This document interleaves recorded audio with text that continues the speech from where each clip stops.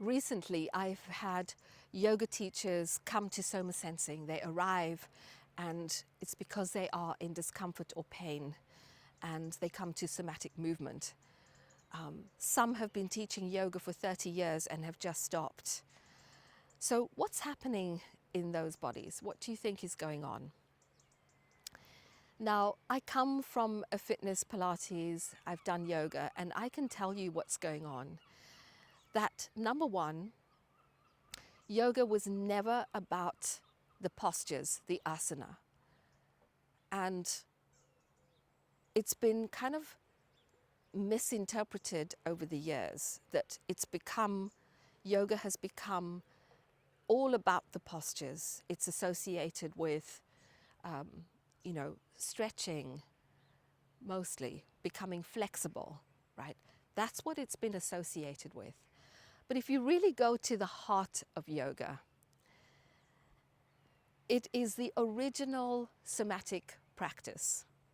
Yoga, Tai Chi, Qigong, all those Eastern practices were about bringing the body into a quiet state. Why? Because when we're stressed and our mind's busy, we go into a stress response, number one, that's the physiology, but also that it disconnects us from an intuition, an inner knowing. It disconnects us from the way everything is interconnected, that we are nature. And what was so remarkable about those Eastern practices is that they were listening to their felt sense. The same felt sense that I am listening to.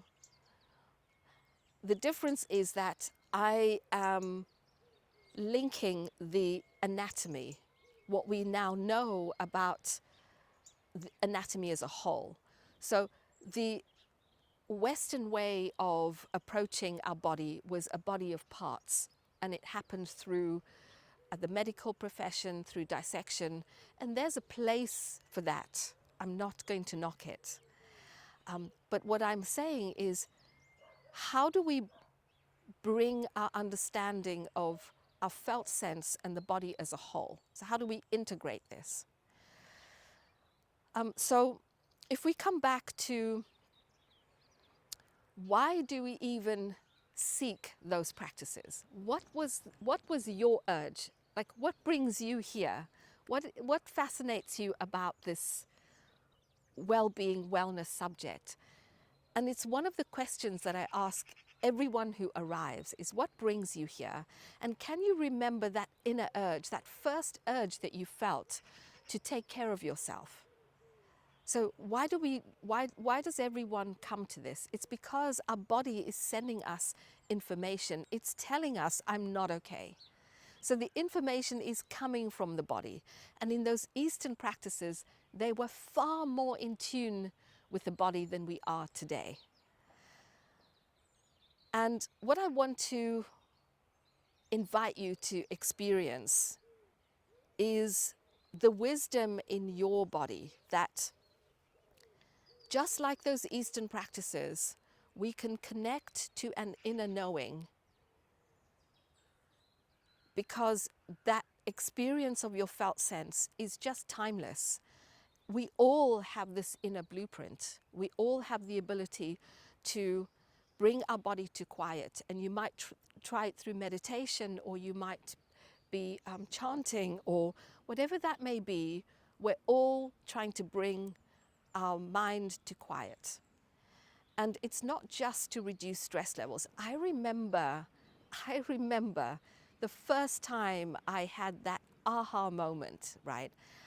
I was never into the esoteric space. Let me tell you, I was never into kind of the philosophy of yoga. It just, to me, it didn't land at the time, because I was just so disconnected. And when I came to somatic practice, which helped me to bring my body to a less stressful state. It brings my body to a way of listening. So that was the somatic way. And then learning about fascia. So they happened at once.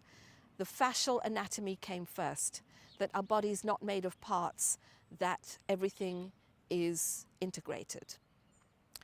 And I remember, because I was into lifting heavy weights, I was obsessed with the gym and Pilates at the time.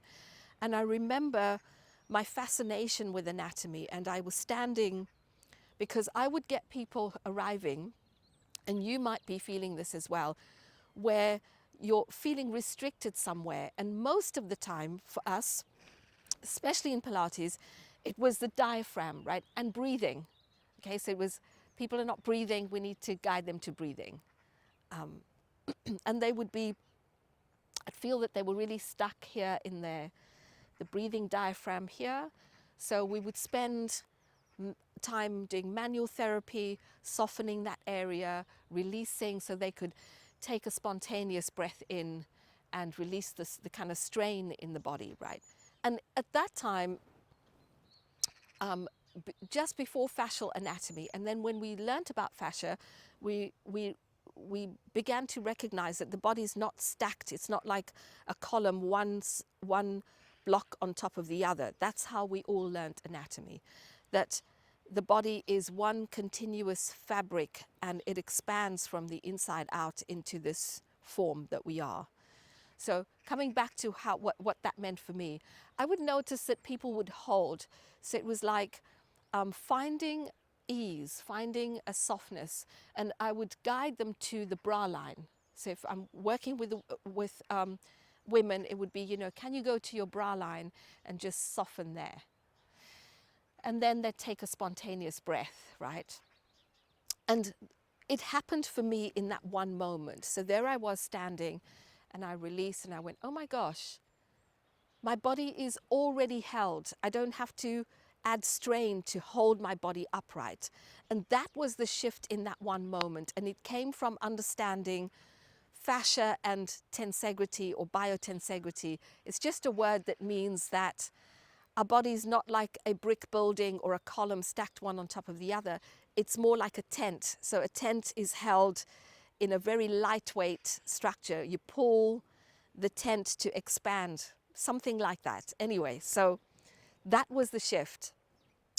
And not only did it inform me of my structure, I felt a sense of calm. Of course, I was no longer in my thinking. I was sensing. The somatic way is to sense. There's no thinking involved. Where does my body feel more easeful? And because I had come to be in the moment, to be present, listening, allowing, sensing, and resting, that resting state, oh my goodness, even now, it expands your awareness of everything. This is, you can see I'm out in nature. It connects us to nature. We begin to recognize that we're resonating and vibrating with nature's rhythm, okay? So I can sense that in my tissue, in my fascial tissue, that if I'm restricted like this, it completely changes. It feels different. If I'm thinking about what I need to be doing this afternoon, it's going to shift. So it's that coming to quiet, and some of you might have heard stillness. I love using the word quiet because the body is always shifting and moving all the time. It's like a shimmer on the water. It's always moving. It's never still. It's just moving, shape changing. And you know, you begin to regulate your nervous system. So it brings me back to yoga and the Eastern practices and Tai Chi and Qigong. They were all connecting to an energetic sense, that when you come to that place of quiet and ease, not only do you have a sense of everything being as one, but your energy changes. There's a different energetic sense in the body.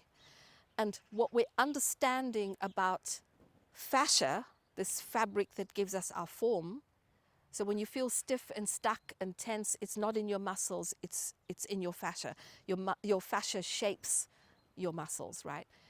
And we're learning that this water in our body, so fascia is mostly water, can have a charge. So when we're stressed and we're depleted in energy, we have less charge in our body. And so you begin to see that everything is integrated. When we're stressed emotionally, our body is using energy differently. We're not recharging. We're in an energy conserving state.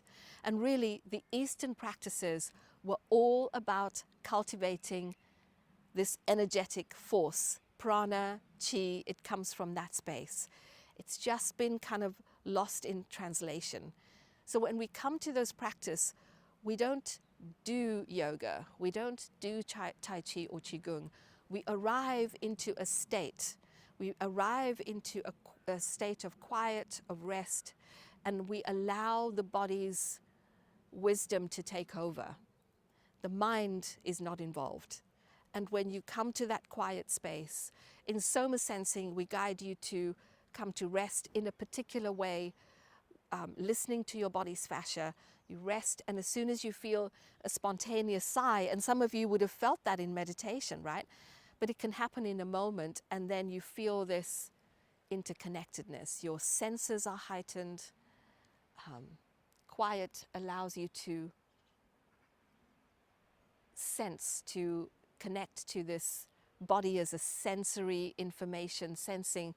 Your body is sensing all the time.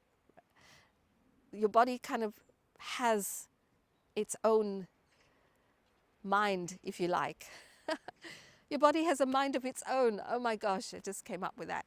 Literally, because our nervous system is the sensory system that protects us. It has to. It gives us a memory. It helps us to predict danger, for example. So it gives us perception, protection, and it gives us protection, perception.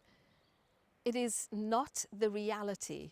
So what we sense in our nervous system is not the reality. It's keeping us safe. When we quieten our mind, we can connect to, and it's called intuition and inner knowing. We're connecting to our body's sensory wisdom. Really, that's what we're connecting to. I wonder how this is landing for you, but I wanted to come here and share the reason why some yoga teachers, after teaching for 30 years, are saying, my body is not okay. And there is a way of coming to yoga in a way that it was all originally meant, which was to bring our body to bring our mind to quiet and access the wisdom within. And there is a sutra in yoga. Patanjali is kind of the father of yoga. The sutra in yoga, which we learn in yoga teacher training, but how do we embody that? And it's called Sthira Sukham Asanam. What it means is it doesn't matter what position your body is in, find ease. And that Sthira Sukham Asana means in the absence of strain, your sense of yoga arises. And most of us misinterpret it to mean the literal meaning of Sthira Sukham Asanam, which is when you are in seated and you are steady and still, that is yoga. It's talking about a seated position. But really what Patanjali meant was your body as a whole. Whatever you're in, you're always aware of inner ease. And it's in that inner ease state that your yogic state arises. So yeah, I wonder how that's landing for you. And look, my body's doing its own thing. My body's spontaneously moving. And by the way, these spontaneous movements that arise are coming from within that original wisdom. So we can arrive in that moment through our felt sense, through fascia as a felt sense. And honestly, people who come to practice this with me and with the certified therapists, so there's a couple of our therapists, they all say how simple it is. Like, this is so simple. And when the people who are practicing yoga come to me, it's because they have sensed it. They've been practicing yoga for years. Some say to me, I've never felt so grounded in yoga as I do in your practice. And it's so simple. So if you are wanting to experience this for yourself, I've got a free guide, a video that you can experience. And, you know, just explore that. I just want to be clear that I'm not saying that, oh my gosh, this is the right way. No, in somatic practice, there's never any right or wrong. What there is an exploration. Discover it for yourself. Sense it for yourself. And if you're here and you haven't gone to the practice, you may never know. So just explore it. Go to a free session, or you can try one of my videos here on YouTube. Just explore a movement practice with the idea that you're coming to quiet. And one of the best ways to experience quiet is with nature. Be in her company, listen, allow her to hold you and support you. Because just like the body feels held when we are at ease, you are connecting to this entire web.